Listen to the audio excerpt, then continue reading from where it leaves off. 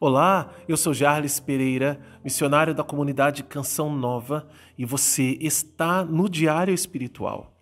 Vamos fazer juntos? Em nome do Pai, e do Filho, e do Espírito Santo. Amém. Vinde, Espírito Santo, enchei os corações dos vossos fiéis e acendei neles o fogo do vosso amor. Enviai o vosso Espírito, e tudo será criado, e renovareis a face da terra. Oremos. Ó Deus, que instruíste os corações dos vossos fiéis com a luz do Espírito Santo, fazei que apreciemos retamente todas as coisas segundo o mesmo Espírito e gozemos sempre da sua consolação. Por Cristo Senhor nosso. Amém. Carta aos Romanos, capítulo 6, versículos de 15 a 23. E daí? Pecamos porque não estamos mais debaixo da lei, mas sob a graça? De modo algum. Não sabeis que, oferecendo-vos a alguém como escravos para obedecer, vos tornais escravos daquele a quem obedeceis, seja do pecado que leva à morte, seja da obediência que conduz à justiça? Mas, graças a Deus, vós outrora, escravos do pecado, vos submetestes de coração à forma da doutrina a qual fostes entregues, e assim, livres do pecado, vos tornastes servos da justiça. Emprego uma linguagem humana em consideração à vossa fragilidade, como outrora entregastes vossos membros à escravidão da impureza e da desordem para viver desordenadamente, assim entregai agora vossos membros a serviço da justiça para a santificação. Quando éreis escravos do pecado, estáveis livres em relação à justiça. E que fruto colhestes então daquelas coisas que agora vos envergonhais? Pois seu desfecho é a morte. Mas agora, libertos do pecado e postos a serviço de Deus, tendes vosso fruto para a santificação e como desfecho a vida eterna.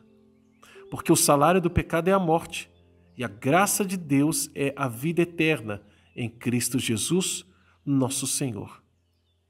Palavra do Senhor. Graças a Deus. Paulo continua falando aqui àqueles que são de origem pagã. A linguagem, né? Ele até fala aqui, emprego uma linguagem humana em consideração de vossa fragilidade. Porque ele faz aquela comparação de ser escravo daqui, escravo de um, escravo de outro. Não tem jeito, né? Se não for escravo de um porque eu quero ser, eu vou ser escravo do outro porque sou obrigado. Porque cometendo pecado, acabo sendo escravizado, fico preso. Então, Paulo pergunta, e daí? Pecamos porque não estamos mais debaixo da lei, mas sob a graça?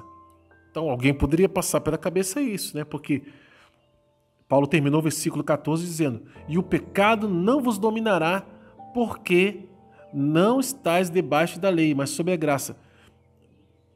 É uma repetição de coisas que Paulo já falou tantas vezes, né? Já comparou tanto Jesus e Abraão, comparou também a questão de o pecado e a lei, né? O que revela o pecado, e foi falando, falou do juízo, foi falando, e ele continua na mesma pegada, aumentando devagarzinho, para que a gente entenda de uma vez por todas que nós precisamos abraçar a fé de uma maneira certa e não achar nenhum pretexto para voltar atrás. E é isso que Paulo está fazendo. Cada uma das perguntinhas que ele vai fazendo e respondendo, ele já vai deixando aquilo amarrado. Se você estiver pensando nisso, não é assim, de modo algum, olha, de modo algum, né? Ele coloca esse de modo algum várias vezes e com exclamação. Por quê? Não sabeis que oferecendo-vos a alguém como escravos para obedecer, vos tornais escravos daquele a quem obedeceis, seja do pecado que leva à morte, seja da obediência que conduz à justiça? Então, se eu estou em Deus, eu vou obedecer a lei de Deus.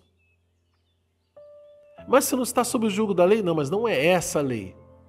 É a lei que Paulo já falou. A lei que está no coração do homem.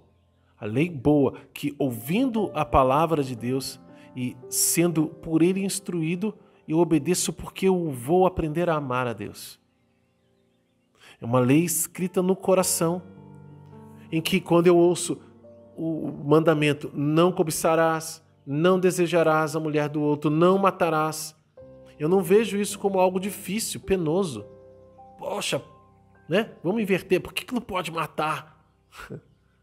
Porque matar é ruim. Naturalmente a gente enxerga que isso é ruim. Mas é um mandamento de Deus porque Deus quer a vida. E é Ele quem dá a vida, não tem o direito de tirar. Só quem pode tirar a vida é Deus. Então eu passo a amar o que Deus ama porque eu vou aprendendo a amar a Deus. E entendendo que a minha libertação, foi Ele que me tirou do pecado, que me tirou das trevas, que me tirou do lamaçal, quando eu ainda nem o conhecia, quando eu ainda era inimigo de Deus por causa das minhas obras, que ofendem a Deus, obras más. E Deus me amou ali, desse jeito, daquele jeito. Então, eu, uma vez livre dessa escravidão do pecado, eu vou me deixar escravizar amorosamente por Deus. Por Deus. E ele continua, versículo 17. Mas graças a Deus, vós, outrora escravos do pecado, vos submetestes de coração à forma da doutrina a qual fostes entregues. É assim, livres do pecado. E assim, livres do pecado, vos tornastes servos da justiça. A sua vida mudou, a minha vida mudou.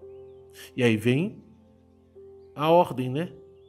Primeiro ele diz, emprego uma linguagem humana em consideração de vossa fragilidade, como outrora entregastes vossos membros à escravidão da impureza e da desordem para viver desordenadamente.